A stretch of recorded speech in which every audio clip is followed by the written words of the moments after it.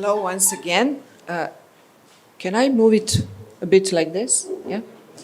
Hello everybody, welcome to the next session with the title Art Practices and Ecopolitical Perspectives, which is actually the continuation of several very important, precious discussions that we've had since yesterday, but this time from the perspective of artists and artistic practices.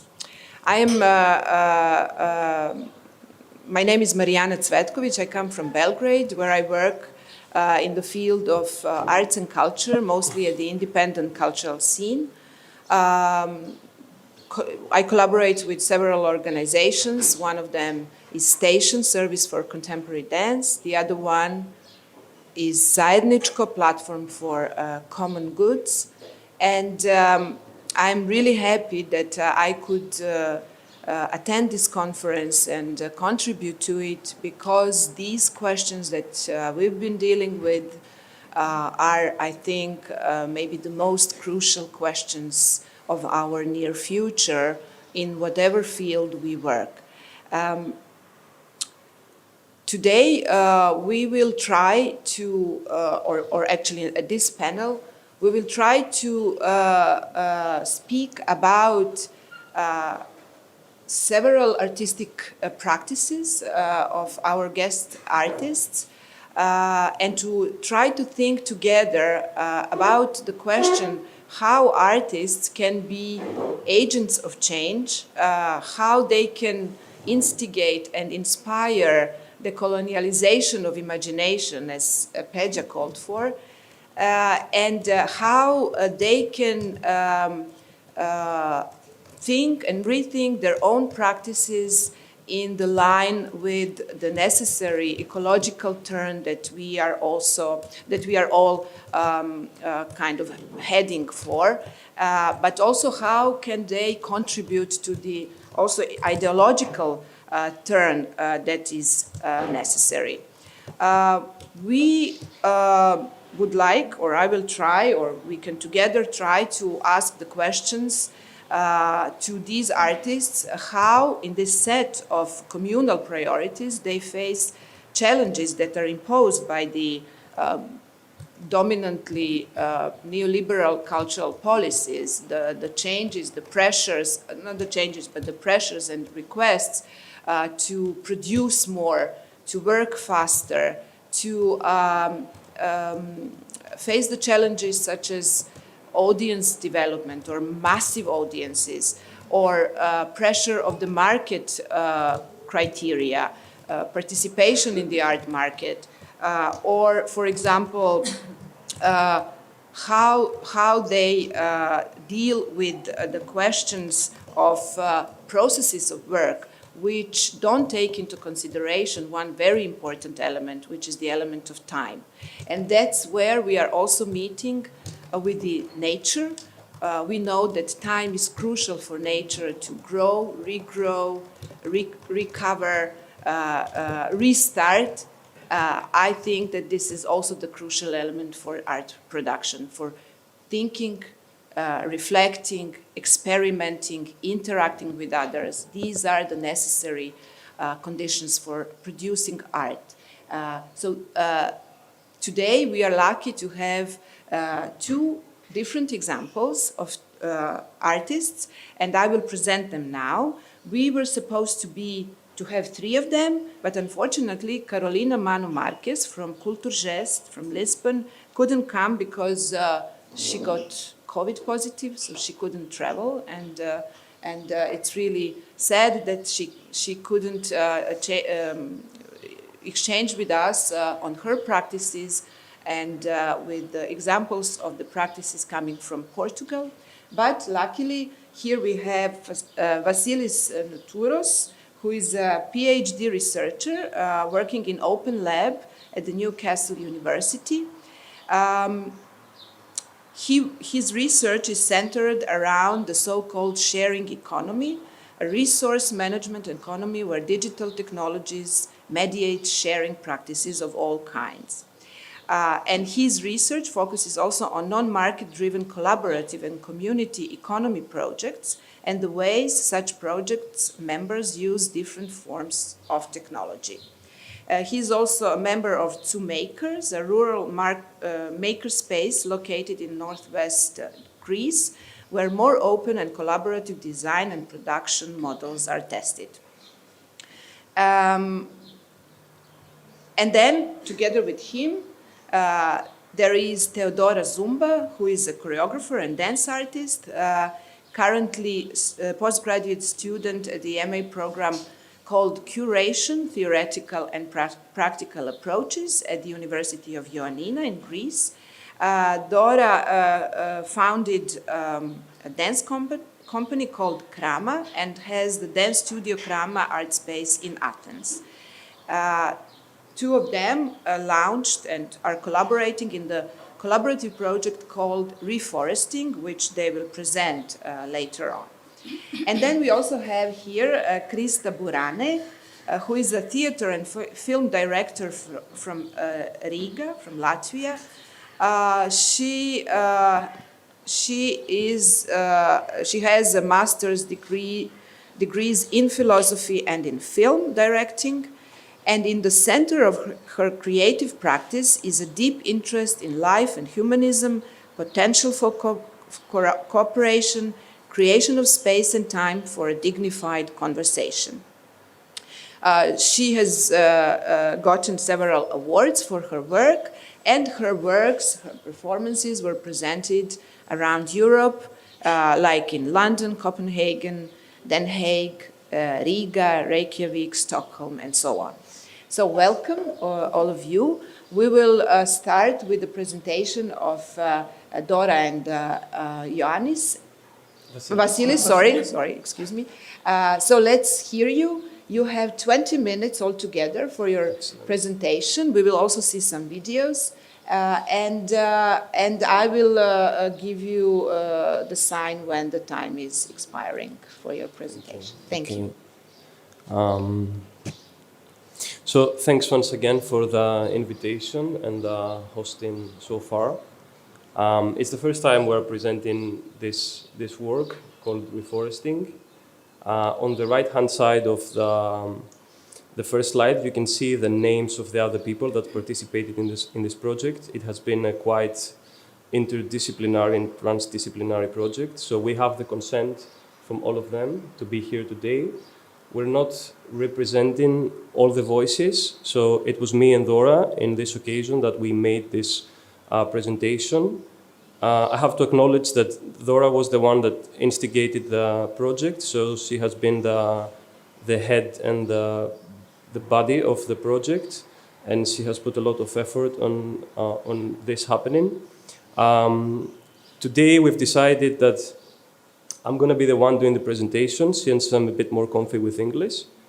So today we're presenting this first version of the project entitled Nature as a Life Art Dance Partner. So hopefully there's going to be more versions. There's some things we're working on. So how the idea project started. So during COVID and amidst the kind of like hardcore lockdowns, myself and Dora, we decided to leave Athens, escape Athens, and we moved in a dural house, which we inherited from my grandmother, and we stayed there for almost 14 months. So during those 14 months, it was the first time for us to experience all 4 seasons. We did a lot of gardening, a lot of like foraging. We had to learn how to use chainsaws and actually cut our own wood because there was only a wood stove in the house. So the house was kind of like a luxurious cave, if I want to make a connection with the caves mentioned before in the degrowth presentation. So in the meantime, Dora was working on her dissertation or thinking about her dissertation about the master's program she's following. And the general idea was that she wanted to somehow create a project where we can experience this, if we can put it in quotes, humans, nature interaction, and vice versa. So a combination of reasons and this urge of coming from our side to share our kind of like new but temporal life led us to applying in a funding call from Flux Laboratory. It's a foundation located in Athens and Geneva, Switzerland. And so we wrote this proposal and we called the project Reforesting. Unexpectedly, we got a positive reply, which was quite uncanny. Few weeks or like a month later. So I'm just gonna walk you through the proposal so you can get kind of like the gist of the project. I'm just gonna run through this like quickly. Desirous, that's snippets from the proposal itself. So desirous of more greenery, motivated by inspiring works and projects, affected by feelings of solastalgia, intrigued by the battle of sins. I think we've talked quite a lot about the battle of sins today. The symbiotic narratives and rural artistic residencies. Reforesting, as presented here, is an experimental research and practice-based project which aims at bringing together individuals from different fields and disciplines to shape the basis of a think-move dance tank environment, ready to interact with what we tend to call, in quotes, nature. So after getting the positive reply, the next step would be designing the project, or in other words, to be a bit more abstract and poetic, infrastructuring or scaffolding reforesting. What do we mean by infrastructuring and scaffolding? We imply this process of creating the circumstances for something to happen. So we had some values in mind that we want to run a project that is informed, or you can create the circumstances for care, mutual understanding, horizontality, collaboration, participation to flourish. And also to make the circumstances for decolonizing our imagination and testing new ways of creativity and productivity. And so both our relationships between each other, but the relationship between ourselves and what we tend to call nature or natural environment. So we had to readjust the plan. So the initial plan was to, after doing the recruitment process, to run 2 residency periods. So we would invite the 10 participants listed on the very first page to live all together in this small house we have in the village, and then to do some sort of like exhibition or performance. One thing I forgot to mention, so I'm going a bit back, is that we didn't, in the proposal, there's this phrase which is very crucial. So reforesting is an open-ended project and does not follow a fixed script. Thus, changes and adaptation are possible and possibly essential. So we didn't really know what we're going to do, what's going to happen there. This is why we were a bit excited, and we didn't expect to get like a positive reply. So when we actually came up with a final design, if we can call it like a final design, the first step, and due to COVID that we couldn't run the first residency period, the first step would be to run a series of online meetings and sessions for about 20 weeks. So for this reason, we used an open collaborative sketching platform where all the participants could go on and just bundle whatever sources they would think of. So it was quite open. Everyone was given a voice, and those sessions would take place once every 15 days. And in the meantime, we could work synchronously or asynchronously on those canvases. So here you can see a sketch from one of the participants, did this sketch while on a Zoom call. Another part of the design, which for us has been like really important, that's the house we stayed in. It's this invisible part of the project, so preparing the garden for the people that we would host, and actually slightly renovating the house. So we turn it into something that it's a bit more livable. So here you can see Dora, after harvesting the potatoes, she's sorting out the potatoes in different sizes. So we, to be honest, we made a really lovely big garden full of different veggies. Also, in the meantime, Dora started this other thing, which she called Nature Kits. So it was, if we can call it in this way, it was a mixed media gift making and gift giving So this was inspired by by Fluxus Kits and the cabinets of curiosities. So kind of like to break this gap that was somehow created because we've been online. So the idea was to transfer the experience from the countryside to the people living in the city, because we were really lucky staying there in the countryside for 14 months. So Dora created those kits, and it was like 10 different boxes that would include embroidery, some poems, if you can call them this way, a combination of like photos, and also some marmalades made from local apple trees. There was also some ready to sprout seeds, and so on and so forth. And then finally, August last year, we made it and we ran this residency period. So if you would compare this to the online meetings, now this was more of the worm's eye view, while the first stage was more of the bird's eye view. So on these online meetings, like, people would check secondary resources, but now it was the time to actually test the theory and do more discourse, do more loitering, and be more creative. So now we'll quickly jump to the control room. And so you just snippets of video. How are we doing with time? 10 more minutes. Oh, that's good.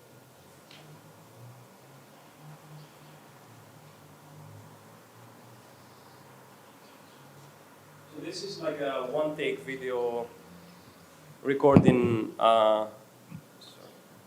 Okay. Recording my screen, to be honest.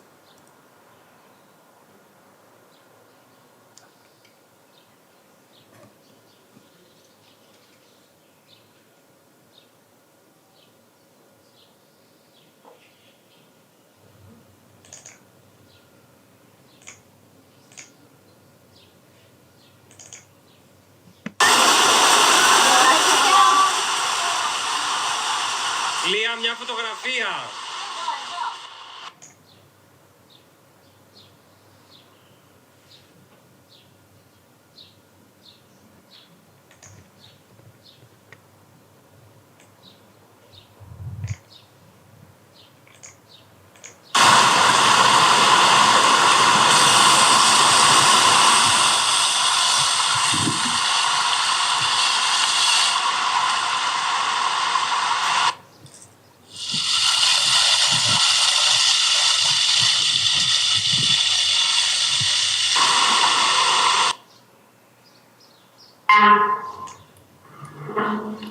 Πήγα να κάνω ένα shield τεχνητό, είδες. Έβαλα και καλά, με έστειψα με το σώμα μου για να παίξω την άδεια, επειδή το έχω.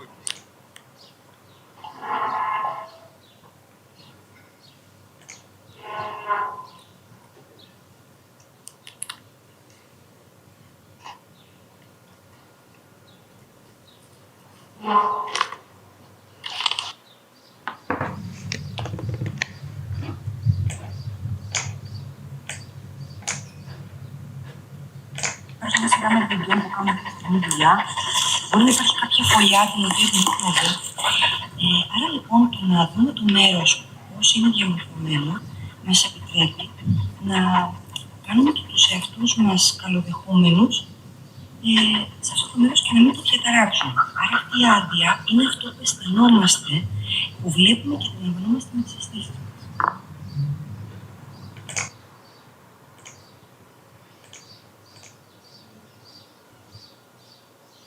Και stop εκεί και συνεχίζεται.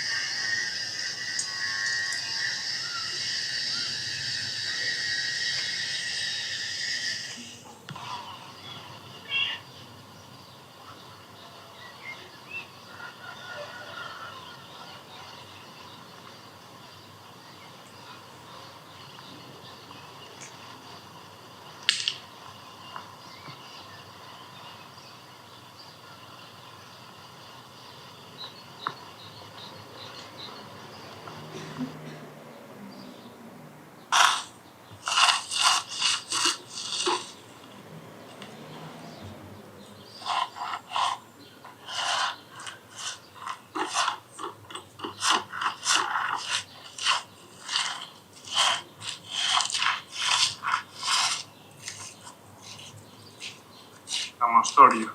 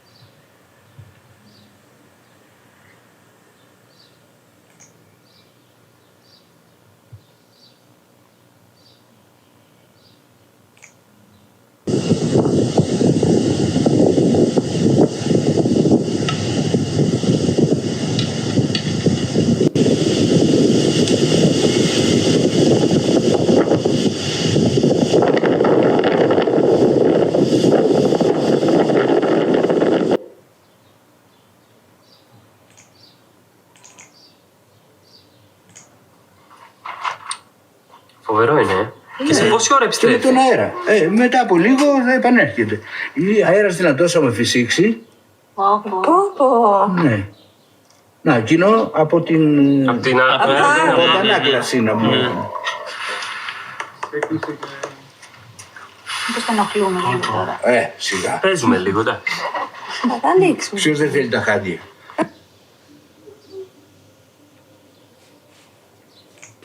Five more.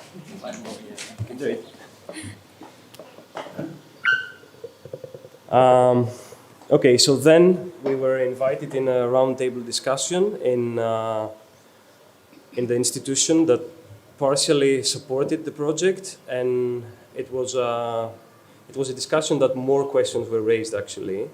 A nice thing we got out, or this was like mine takeaway from the round discussion. Somebody went on after presenting, just chatting in this round table about the project and said, I sense that you had a yield which you're now trying somehow to share it with others. And this kind of became a tenet for us. It's really hard to follow this tenet, but it stays like a reminder. So the way we approach the yield is like when you're gardening, when you're making your own garden, you know that at the end of the day it's not cost effective in terms of like money, but there's something beyond money that you can get. So this is the way we try to interpret yield and somehow use it in the rest of the projects we're working on. Final stage, and this is what is happening now, we initiated a collaborative documentation process. So instead of going into a documentation process that it's like 1, 2, 3, this is what happened, Dora created a Google Doc, and then she started writing her way of documenting the process in a more personal way, in a more embedded and situated way. And then she invited the rest of us to write comments, do edits, do some sort of suggestions. And the final result, like the way we're going to present the documentation, it's going to be in this form. So when you will visit the documentation archive or something, you could see the different dialogues that went on. We're currently working on a website of some sort. Those are just a few mock-ups, and yeah, this is like still work in progress. And I'm just gonna finish this presentation with a quote found in one of the notebooks, from one of the participants. So follow me on that. While on an ecotherapy session, this one afternoon, focusing on listening only, having our eyes closed, I cheated for a moment, opened my eyes, and noticed a white brand new Tesla parking right next to the garden. Got distracted for a while, since I've never seen a Tesla before. Teslas are meant to be silent, aren't they?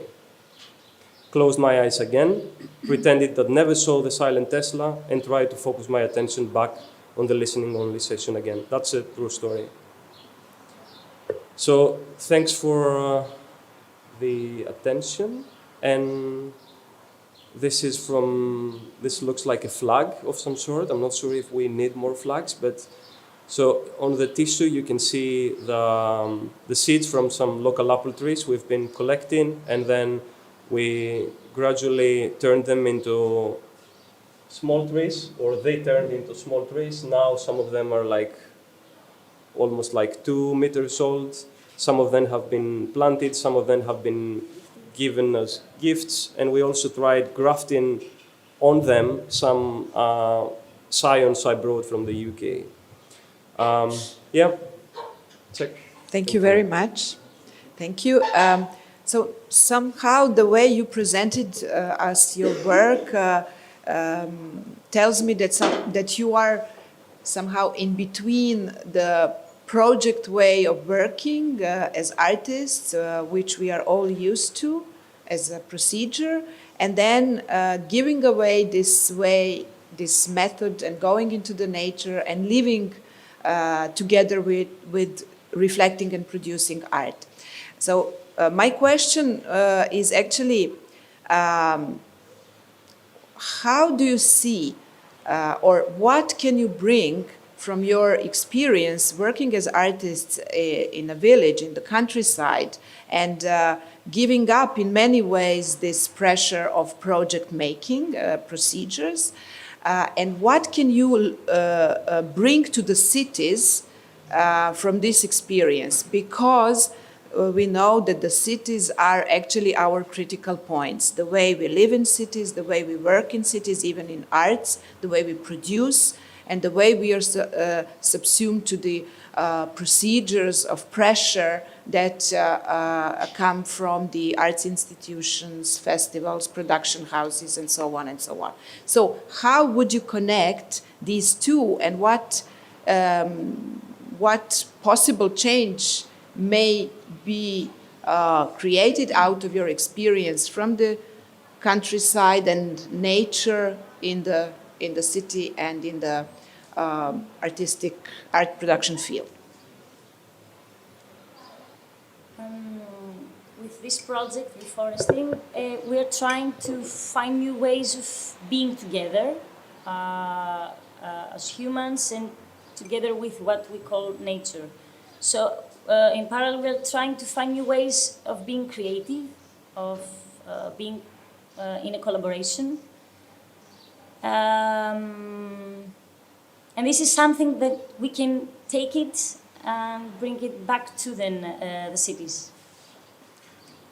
And I guess, like, I'm not sure about the urban environment. So we could actually run the project in the urban environment, but for some reason we decided that kind of like it doesn't fit being there, or maybe there was this house that we also had, so we said, okay, this is a form of infrastructure that we can open up and use. And in terms of this nature-human interaction and in relation to arts, my take, and still it's like the worm's eye view, as we mentioned before, it's that for such projects to flourish and happen, maybe it's easier to like take place in big cities, because people are more, used of seeing people doing a performance as the performance we followed yesterday. So imagine we kind of like tried to do similar things in a village where everyone was asking like, what are you guys doing here? And it was like really hard to explain because we didn't know ourselves what we were doing. I'm not sure that I'm kind of like answering your question. I think you mostly wanna... Yeah, I wanted to think together with you, like, okay, you decided to go to some village closer to nature and be and work in that environment, with that environment. But then, however, you still work in the cities. You work in Athens, you work in the UK or in Athens as well. So what is there that you've learned or that you've produced as artists that you can bring to the city in order to deconstruct the dominant ways of working in the urban environments, in the institutional environment, in the environment which is modeled by the neoliberal cultural policies. So that's the question that I wanted to raise. If you don't have anything to add, we can continue later on in a discussion. But like one thing, maybe it's not so related with the fact that we run the project in the urban, but maybe the way the project was designed. So there was this need to make something that it's, you know, there's no director and then there are the actors. So this could happen everywhere. But I don't know, maybe combining like nature with what other values we have. So this is one thing that we could move and, you know, try and push the institutions to kind of like accept. So what I get is that, let's say, in this project we were 10 people. So if all of those 10 people experience this participation in this way, they can go on and say that, okay, this thing kind of like worked. So it worked in a village, like in a private house, whatever. So we already have this experience, and it was successful. Compared with what? That's another question. But you are continuing it, right? Yes, we're continuing the project. There's more things we're working on now. In urban as well. Yeah, within the urban as well. Yeah, there's other things, like the thing I mentioned before about the yield, which is like really hard to do. But it is a reminder. To be honest, like I'm totally unsuccessful. Most of the times I'm like, there's no yield. But still there's this, I don't know, is it like the devil's advocate or the angel or something, you know, hitting my head saying, you mentioned the yield. So try and find the yield. I'm totally unsuccessful. But it's about process, it's about time, that the different notion of time that is necessary for certain production processes. I think that this is one of the, let's say, notions that need to be communicated, that is necessary for this change of our imagination, and that is also necessary in communication with policymakers who are bringing completely different time frames for our work and different dynamics, and who are eventually support such projects just to greenwash. Yeah. That's also one thing that we thought that we somehow should avoid, like greenwashing.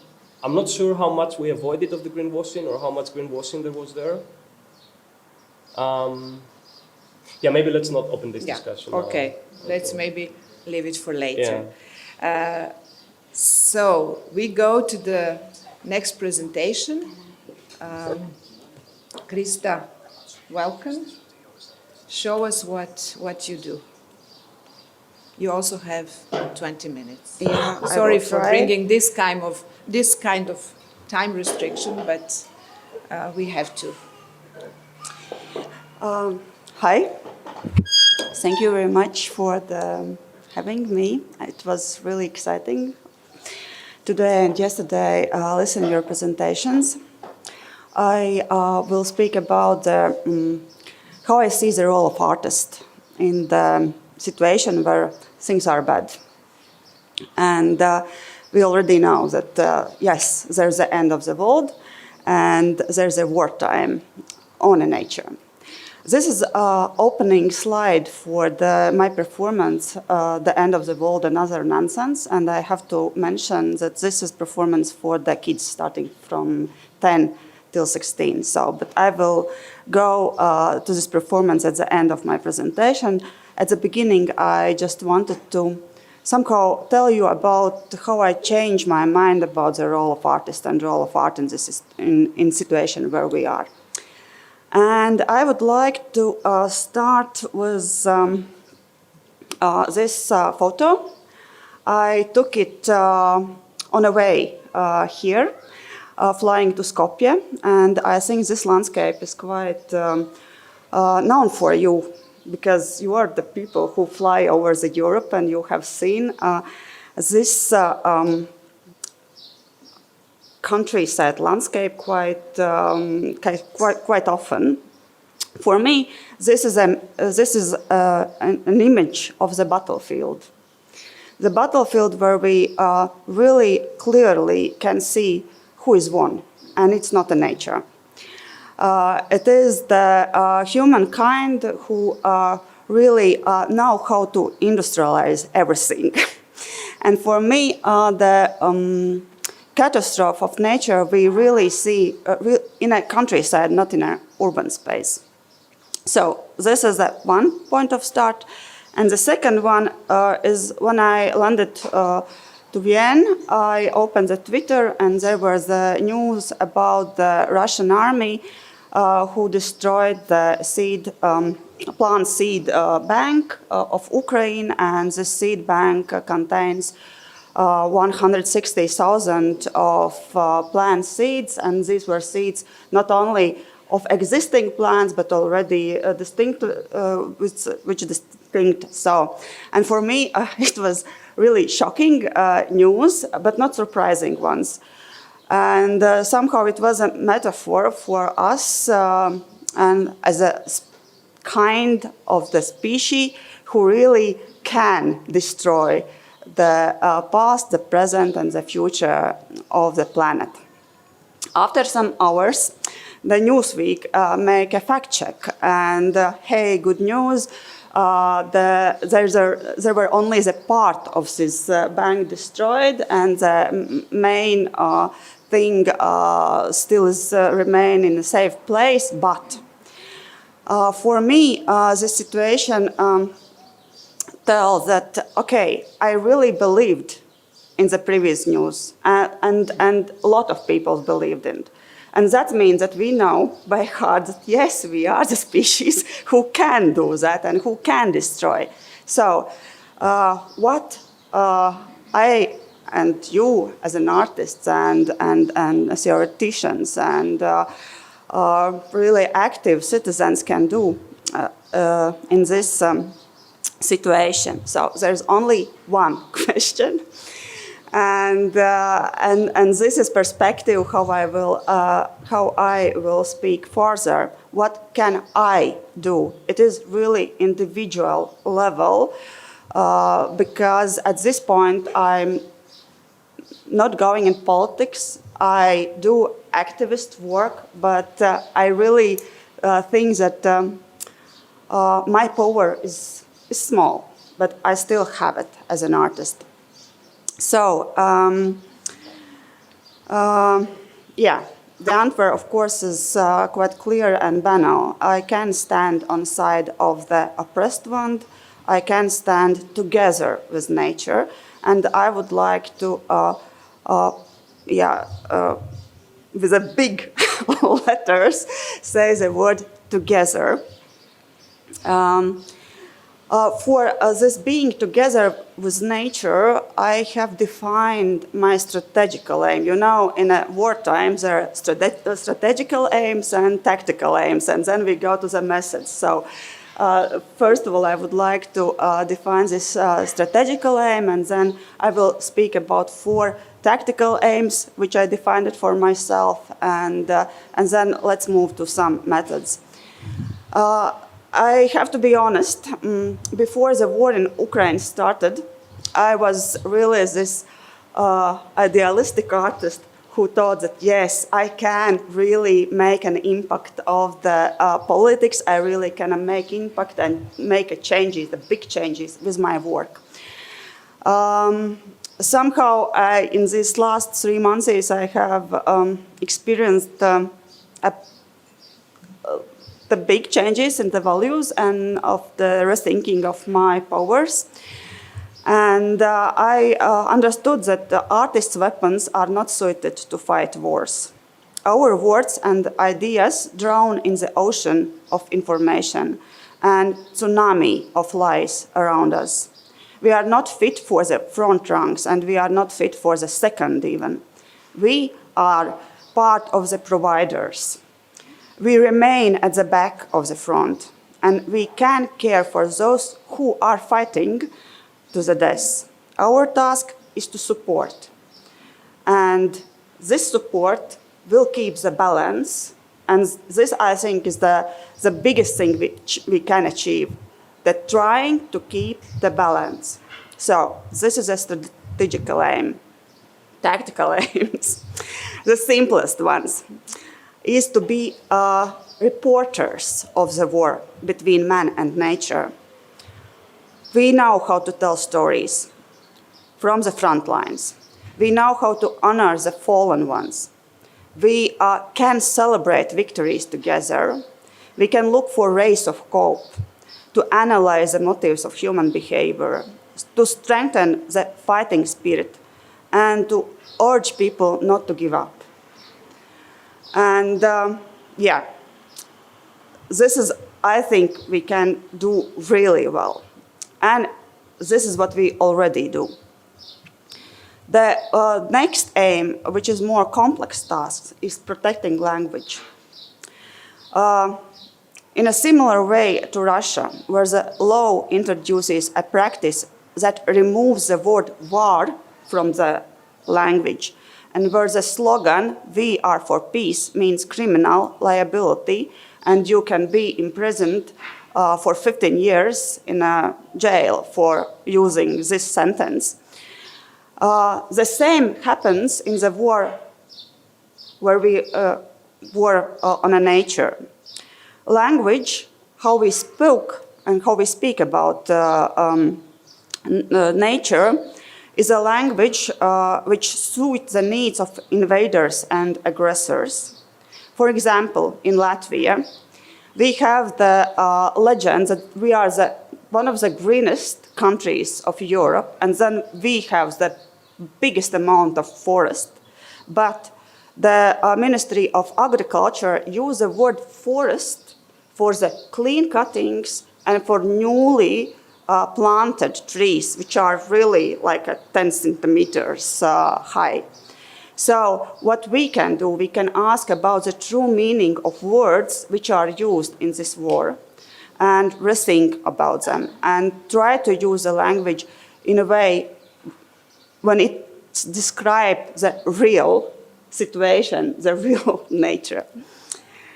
The third aim, and again, we have a lot of beautiful and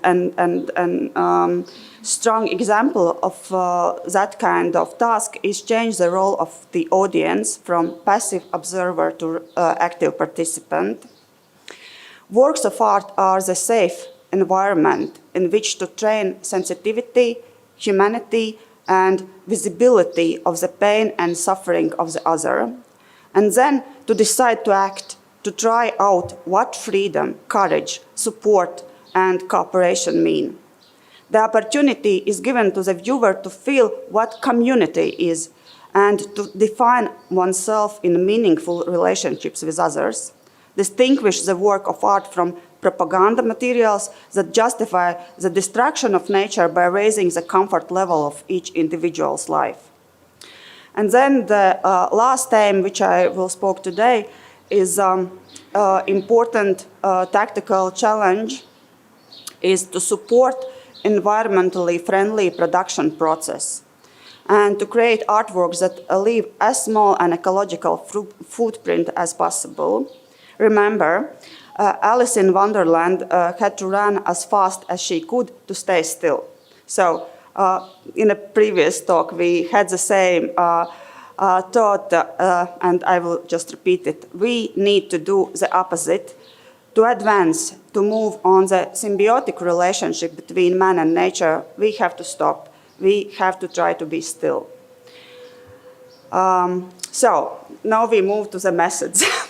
I was planning to tell about three performances, but I think, how much time I have? You have 7 minutes. Okay, then I will just move to the last video.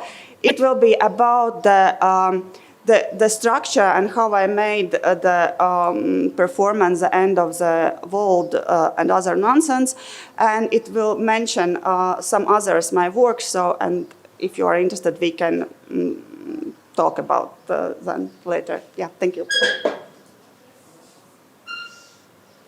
And sorry, I would like to say this video was made as a pitching video. So let's use ready-mades. It has this pitching video, let's say, vibe a little bit, but it has information which I wanted you to share. Hi, my name is Krista Burāne, and I'm the director and dramaturge of the play The End of the World and Other Nonsense. And here you can see Mare. She helped me with filming this video and was one of the young authors who wrote their fantasy stories for the play. Here we are on a way to see how far away is the end of the world. And while we are going, I will tell you a little bit about my previous works and how we made this one. The End of the World and Other Nonsense is my fifth performance dedicated to the change of anthropocentric thinking to a more holistic one. If you ask why it is important to me, my answer is simple. We really need to start being more responsible towards the planet we use as our home. And I believe that participatory art forms can help us to learn to be more active in the process of change. So, therefore, in previous performances, I was changing the spectator's gaze on urban animals. We walked together with the foxes and rats in London, whales and seagulls in Reykjavik, mouse and spiders in Riga. Then I counted 2020 steps in nearby forest for each year in our era and the species that had gone extinct in that time, and took everyone who wanted on this audio journey. I looked at the similarities of the cells of trees and myself to understand and to tell the story that in the end we all are just living creatures, similar to each other. And with the greatest joy, I used the opportunity to plant 2 linden trees in the center of Riga as a part of my play and act of resistance to the policy of tree cutting in our capital. In these productions, I have worked together with artists from different countries, scientists, various everyday experts, to speak mostly with adult audience members, but the play, The End of the World and Other Nonsense, was created in collaboration with young people to whom I wanted to give a voice, literally, because they will stay here when we pass. And I really want them to have the possibility to change our time from Anthropocene to Symbiocene. And now, about The End of the World and Other Nonsense. This participatory audio performance contains 21 different scenarios created together with children and young people aged from 10 till 16. After a series of workshops, the pupils of 2 schools have elaborated fantasy scenarios about the destruction and saving of the world. And a lot of them were amazingly funny. Stories were audio recorded by the authors. Based on them, we created 5 different routes through an empty school as a fun way to ask the question: how did we get in such trouble and what can be done to solve the situation? The play has a prologue, 3 acts, and an epilogue. In the prologue, the spectators meet Agent A and Agent B, get divided into pairs, and are instructed that at that moment they also became agents. In the first act, Agents A and B introduce everyone to the situation, how bad things are, and that the spectators are responsible for taking action and seeking the tools to save the world. In the second act, the spectators in pairs go on the mission. Each pair visits 4 different parallel worlds, listen to different voices and stories, and look for the tools to save our world.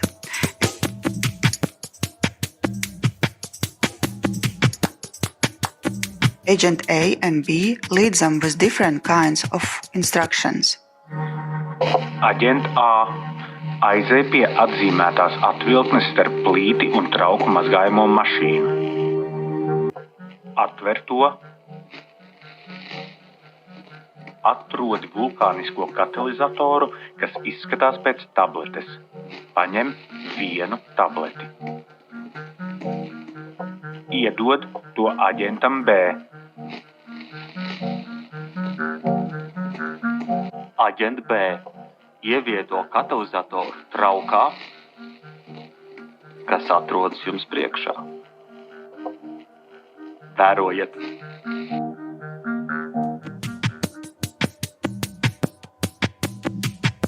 In the third act, audience returns with 4 tools they have found and based on them write their own scenarios for saving the world.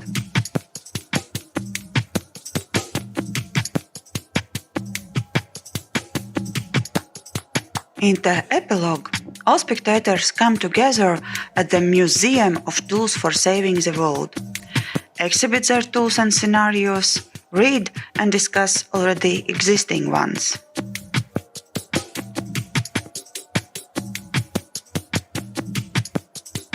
This is a site-specific performance where 95% of the set already exists. We used what was at the school and just rearranged it a little bit, according to the stories told in each particular place. For us, it was important to make this performance friendly to nature. Our biggest impact on the environment was using insulating tapes, some kilometers of them. I'm looking for the possibility to develop this idea further, work with young people and artists from different countries and create new versions of this play. But while this is in our future, here we are, together with Mare, looking how far the end of the world is.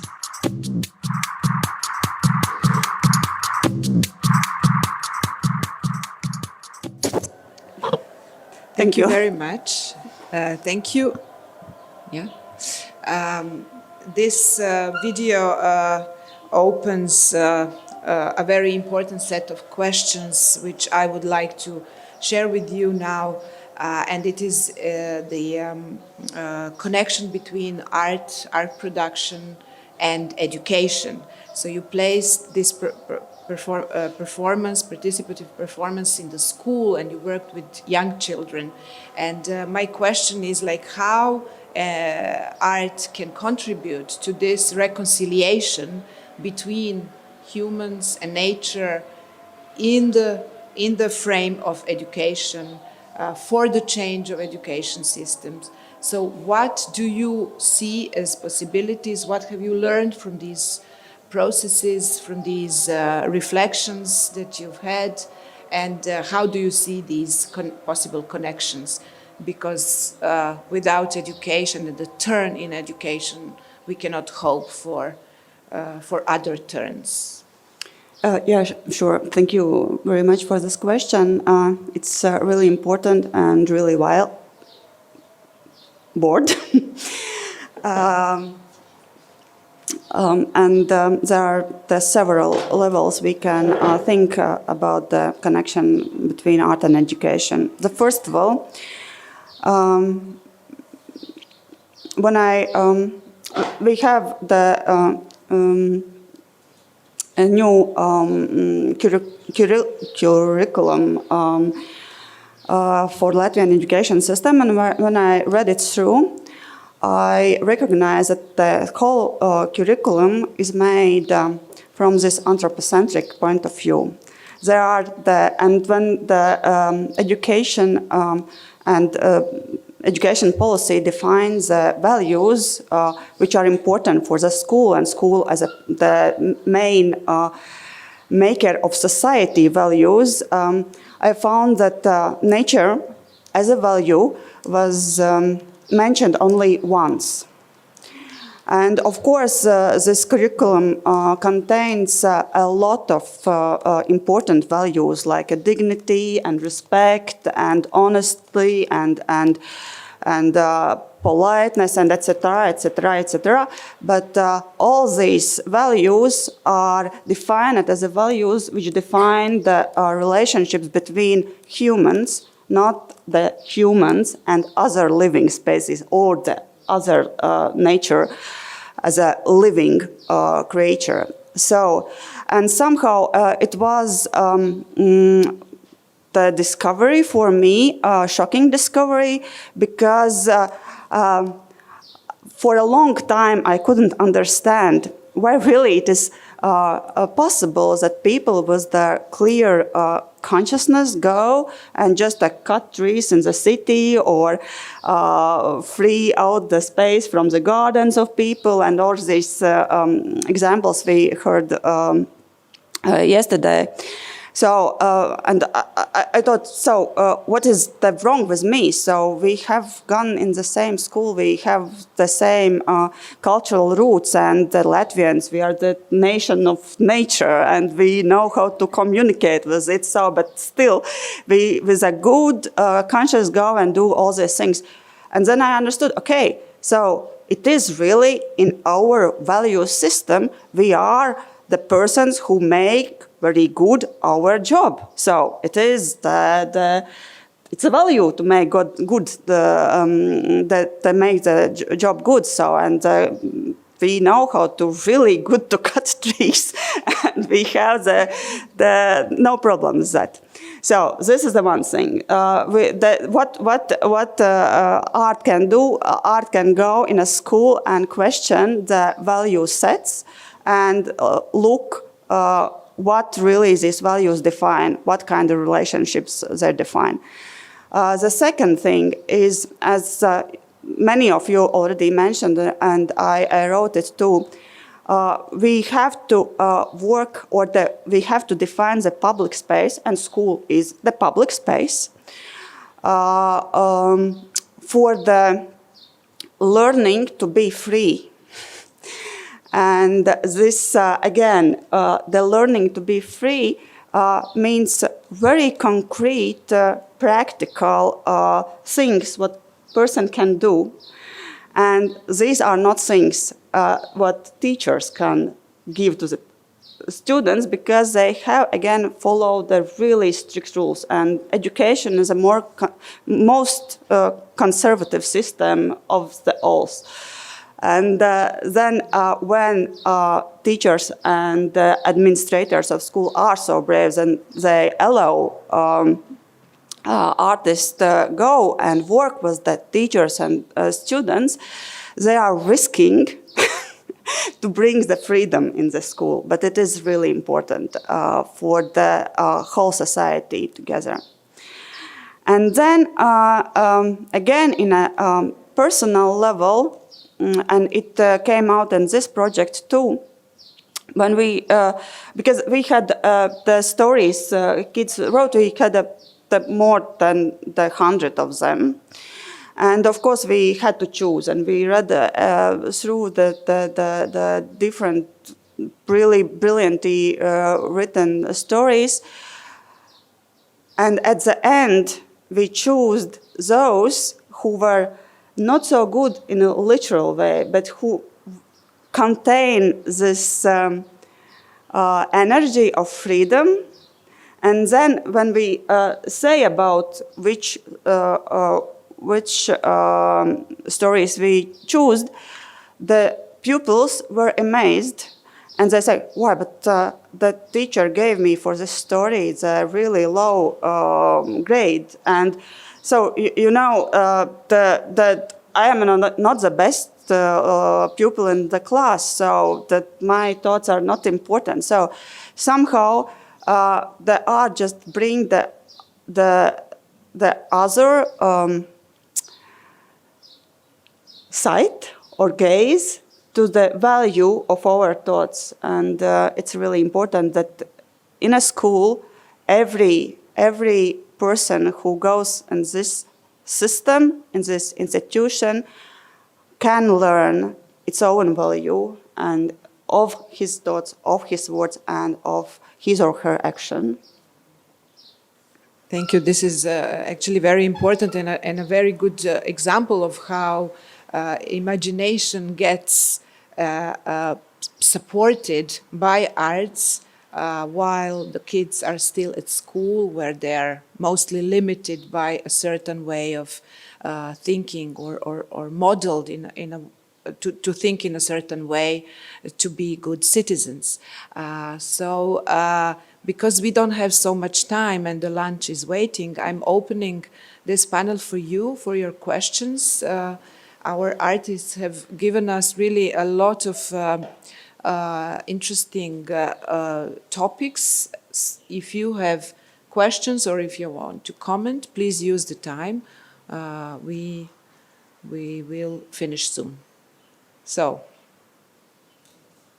questions, comments?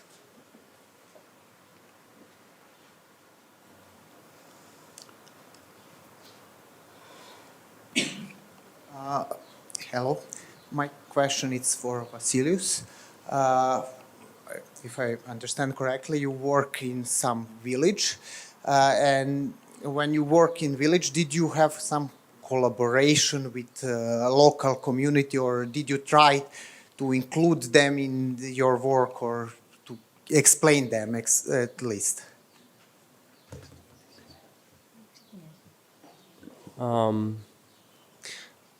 So maybe we're a bit lucky in this situation because my grandma comes from the village, so the people kind of like know who I am. So they've seen through the years that, okay, we're trying, going back to a village, it doesn't mean for us that we want to become, to just have livestock or something. I'm not like devaluing that, but we don't want to abdicate our interests. So it's a series of things we've been doing in the village. So during this project, I think we had like the general support from the public. Like they helped us out with some materials. It was quite though closed as a process. And I think we were quite afraid actually to open the process because we ourselves, we didn't know exactly what we were working on. So it was, the narrative was, yes, we're in your village because you are the people staying here permanently, and we appreciate the hosting in either the tavernas or walking around the public space. So it was, we did a series of performances within the public space, but it's not that we made like a public announcement. So we didn't invite somebody, to be honest. But it wasn't that we avoided inviting the people from the local village. We didn't invite anyone else. So we could like invite the artsy people from the close by town. But for some reason we decided not to do so. But I think we're working towards doing something that it's more inclusive and does involve the local community in a more meaningful and sensible way. After me. Thanks to Krista about mentioning the importance of words. And words are very important because it makes the difference between blocking the thought and liberate the action. So if we think about war on nature, it is important to know it or to ignore it if we don't use that term and use some different term. And what we are doing, we must continue ask ourselves, is what we are doing is greenwashing or genuine green action? And this is a question that we should ask ourselves continually. Some small actions are important as much we are not limiting ourselves and understanding that it is not enough and that we could do something more. So this doesn't mean that small actions are unimportant, but it is important to keep in mind every time to make a difference between what we are doing, if it is just greenwashing and comforting ourselves that we are doing something, or it is genuine green action. Thank you. Thank you.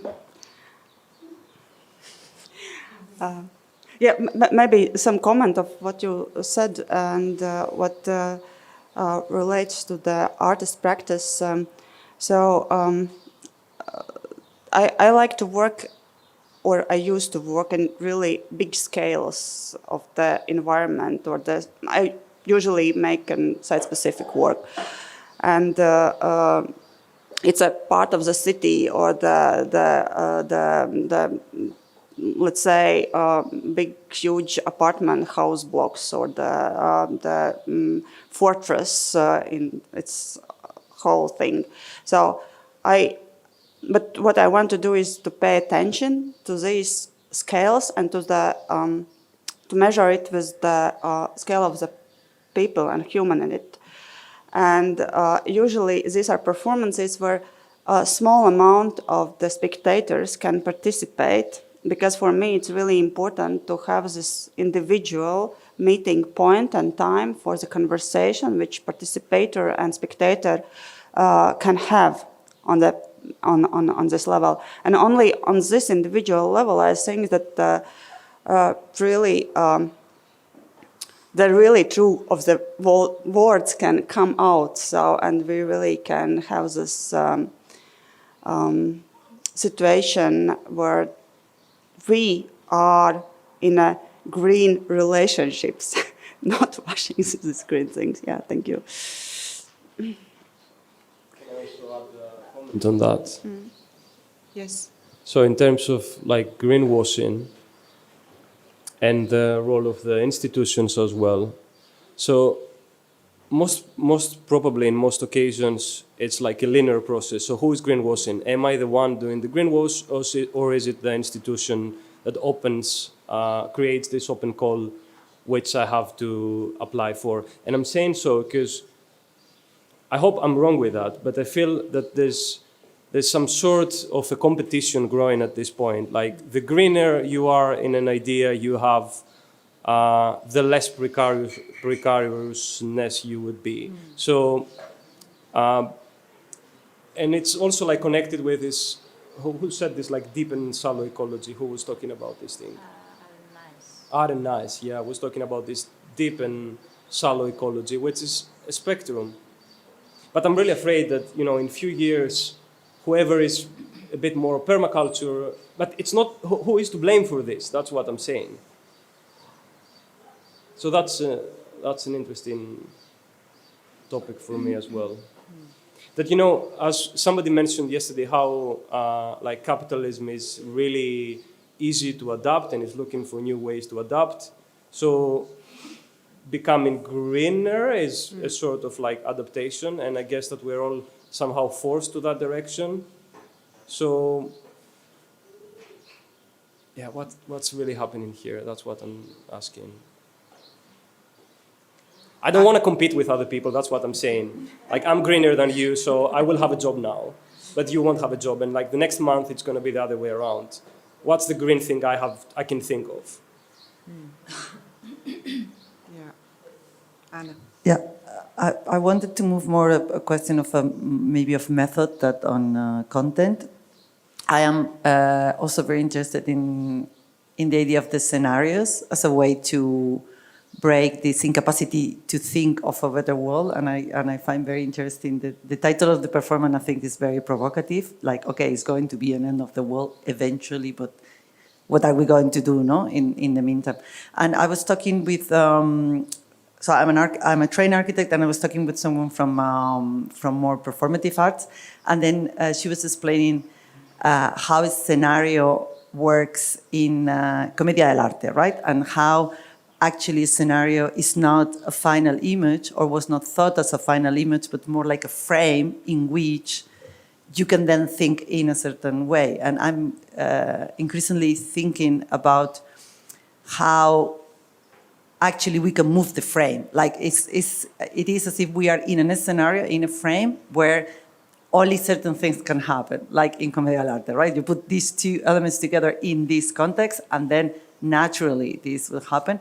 And I think that your both projects are in this indeterminacy, trying to give different scenarios. So I was interested in when you said, Krista, at the end, to how do you replicate it? I think this was a little bit the question of Mariana regarding to the non-urban urban situation, which is, okay, if we take this as a prototype, as an experimentation, the artistic, the cultural space allows you, gives you the time, the money, the interest, the tools to produce these scenarios. How can we replicate them?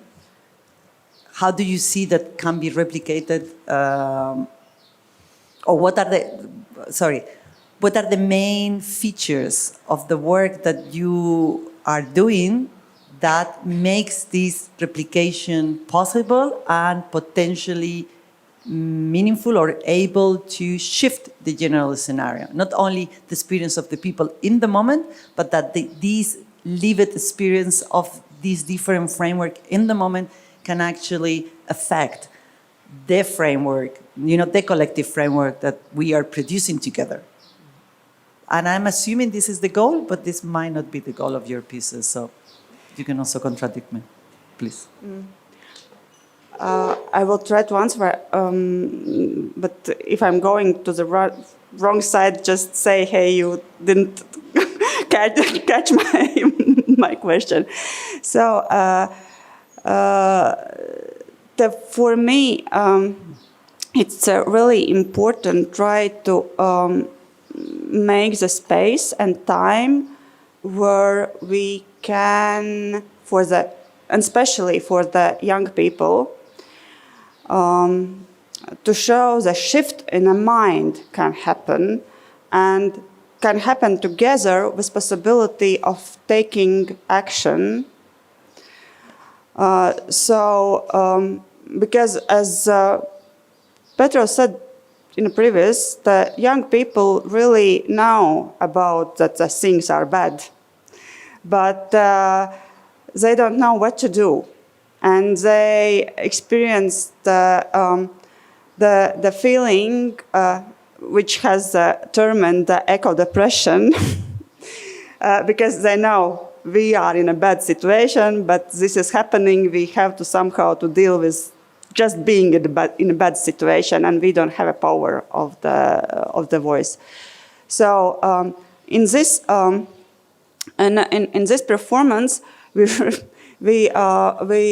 collected I don't know, there were more than 300 scenarios made by kids and adults, and the saving scenarios, and people were really staying, reading, discussing.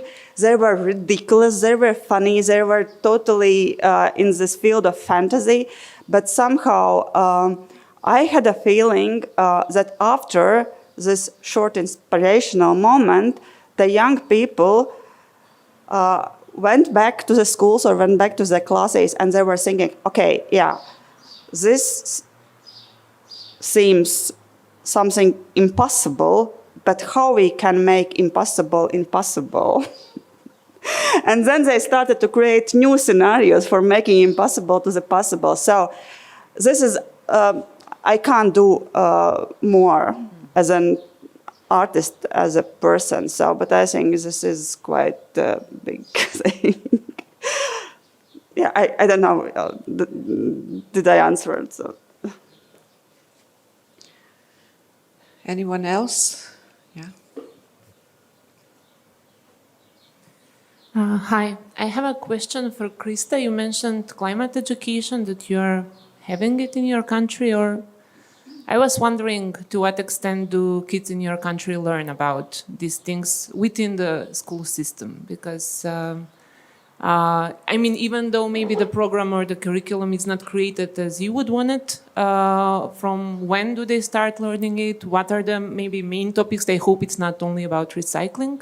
Because for me, challenging the current system, the capitalism, requires not only learning about fossil fuels, but also about exploitation of human resources, of natural resources, about imperialism. So we have to kind of have, intersectional approach when discussing the consequences and how did we get here. Because without acknowledging all those phenomena which are existing even nowadays, let's say in terms of fast fashion, we cannot really address the problem, not even maybe look for solutions. So I was wondering to what extent this is implemented in your country, and because, I have the impression that in our country, we are at the point when we are like maybe, I'm not necessarily putting myself into that group, but there is maybe a small group of people which are more aware of the current situation. And now we kind of have to multiply the knowledge, the information, let that soak in, as with the plastic bags. We had an initiative to, even a law to ban the plastic bags, and it was like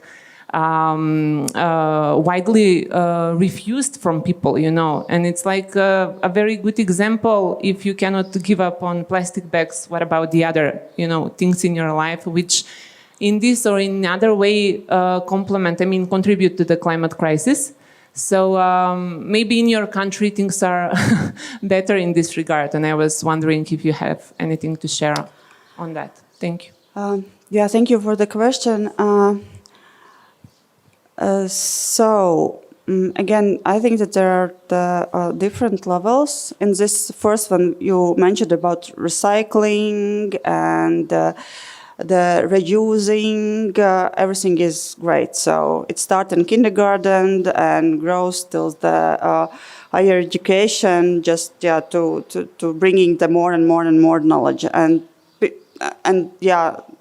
not using plastic. So I think that in the schools there are the programs which really pay attention how they use paper and how they reuse it and etc. So in these small actions, everything is good. But what you mentioned about the real base, why it's happening, so we have the lack of knowledge about it, because still even there are the in new curriculum, the process of the making cross knowledge and making cross learning between all the subjects and trying to see how everything is connected.